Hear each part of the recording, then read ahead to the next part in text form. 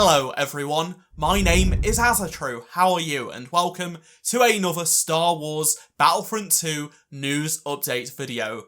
And I'm really excited to tell you that Scarif is coming to Battlefront 2. The original Trilogy era is getting capital supremacy, co-op, a new map, and so much more. The latest community transmission details the brand new heroes coming to the game, alongside the patch notes for Monday's patch. Yes, the patch is coming out on Monday, but first, let's break down the original Trilogy era content news. So starting at the end of the month in the February update, co-op will be coming to the original Trilogy, and later on, there is no specified date at this moment in time, Scarif will be coming to the game for capital supremacy alongside the second Death Star. Capital supremacy is being renamed to just supremacy. They are dropping the boarding ship phase for the original Trilogy maps. It's still going to stay in the prequel and sequel Trilogy era maps, but for the original Trilogy, it's going to be all ground based. It makes a lot of sense because you can't really do that on Death Star 2 or Scarif due to the shield gate. More details on the original Trilogy content era will be coming closer to the February update, which releases at the end of this month. Now let's turn our attention to Monday's patch. On February 3rd, there will be two new heroes joining the Battlefront, BB-8 and BB-9E. Before I get into the patch notes for that update, I'm going to be sharing with you everything about these new heroes. So let's start with BB-8. I will kick things off with his ability. So he has Rolling Charge. When you activate it, BB-8 will roll much faster than normal, head first. When he bumps into an enemy, he extends his head, damaging and pushing them back. His second ability is Resistance Backing, and this unveils enemies around him. Not only are they revealed, but they will also be more vulnerable to attacks taking slightly increased damage. Any enemies revealed by the Resistance Backing will also have their radar scrambled. And the third ability is Cable Spin. He will begin to rotate, extending 3 tow cables, hitting enemies around him, causing high damage. Now, you're probably thinking, what's his primary weapon? Well, his primary weapon is the Shock Prod, and this just damages enemies in front of him. It deals electric damage over time. Now, BB-8 also has 3 passive abilities.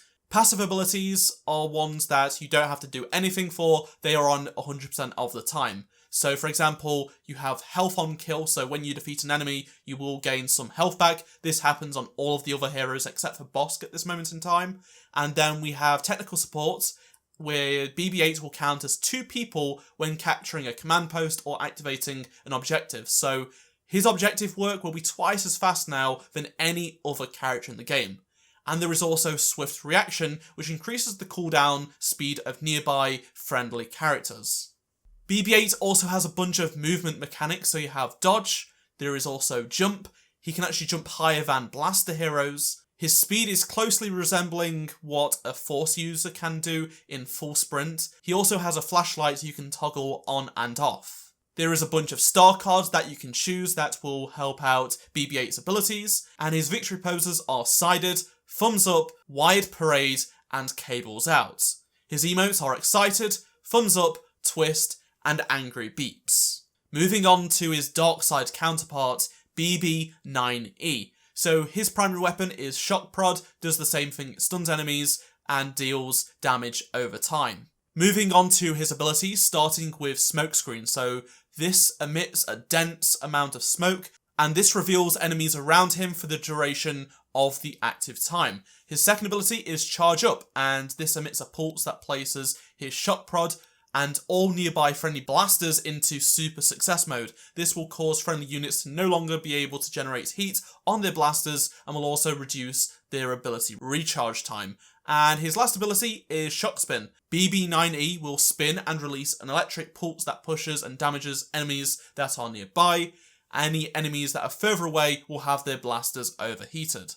BB-9E also has 2 of the same passive abilities as BB-8, so he has technical support and health on kill, but he does have a different third passive ability. Instead of regenerating friendly abilities, he will regenerate friendly health of those around him. He also has the same movement type as BB-8, he can also toggle off the flashlight, things like that.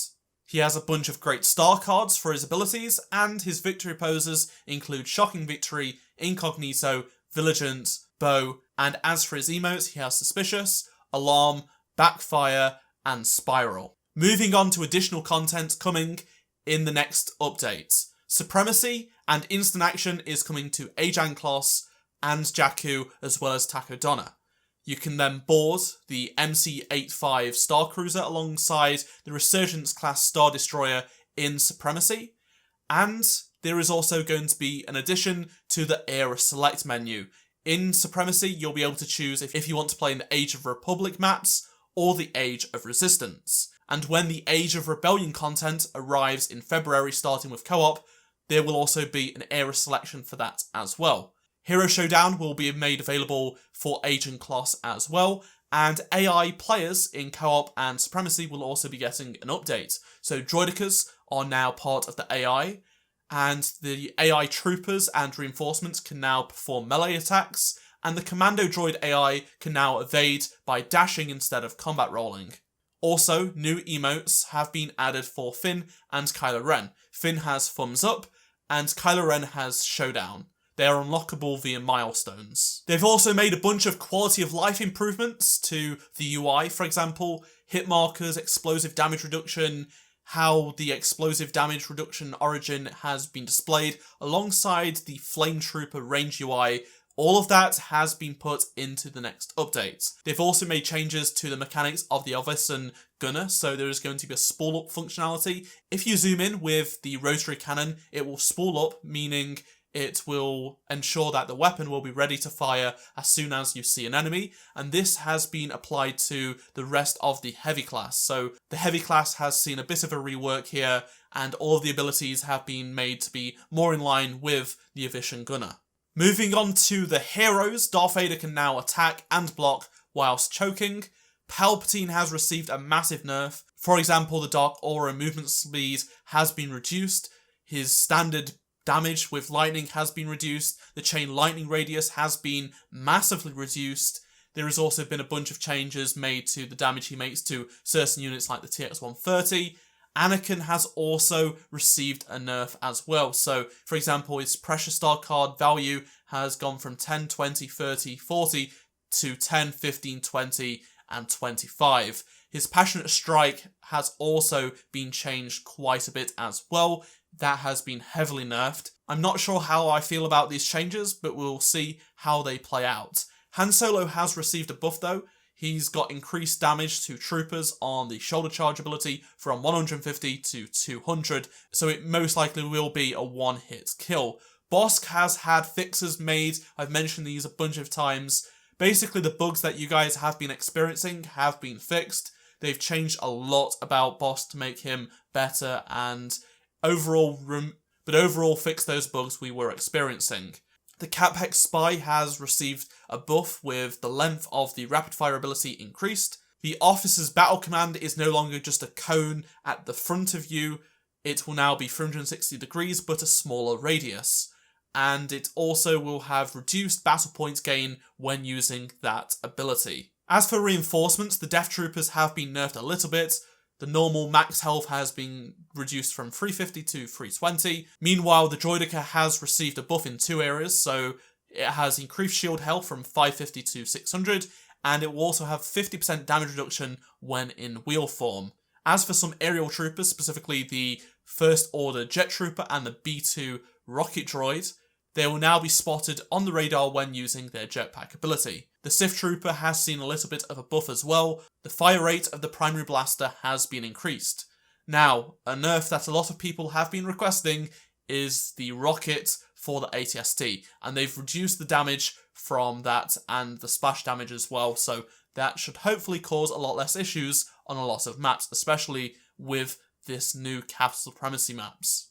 Here's just some general changes that you might not be aware of, but voiceover announcers will now mention the era-appropriate heroes that spawn in maps.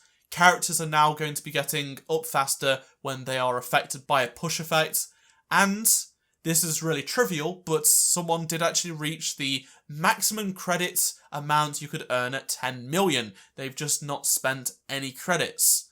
But they've raised it up to 1 billion just in case anyone ever got there. There is so many more changes that I didn't really want to get into because I'd be here all day, but if you do want to check out the full patch notes and community transmission, there will be a link down in the description below. But thank you very much for watching this video. Let me know down in the comment section below your thoughts on Scarif and any of the other content I've mentioned in this video. I'm really excited for Monday, so if you want to see loads of videos from me on Monday, make sure you do subscribe and turn notifications on so you don't miss a thing, and drop a like on this video to help support the channel. Check out any of the 2 previous videos on screen if you did miss them, and I shall see you all in my next Star Wars Battlefront 2 video. Goodbye.